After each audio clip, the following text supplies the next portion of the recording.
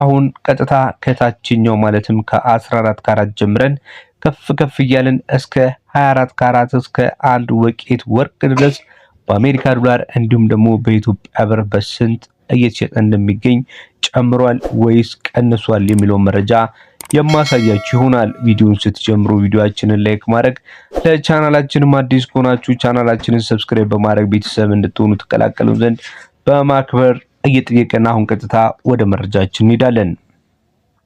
የ14 ካራት 1 ግራም የጥሬ ወርቅ ዋጋ በአሜሪካ ዶላር ዛሬ ላይ በ84 ከ23 እየተሸጠ ነው የሚገኘው። በኢትዮጵያ ብር ደግሞ በ13330 ከ17 ይሸጣል። የ15 ካራቱ ካላችሁኝ 15 ካራቱ በአሜሪካ ዶላር በ90 ከ25 ሲሸጥ በኢትዮጵያ ብር ደግሞ በ14282 ከ33 ይሸጣል። የ16 ካራቱን ስንመለከት 16 ካራት የጥሬ ወርቅ ዋጋ በአሜሪካ ዶላር በ96 ከ26 ሲሸጥ በኢትዮጵያ ብር ደግሞ በ15234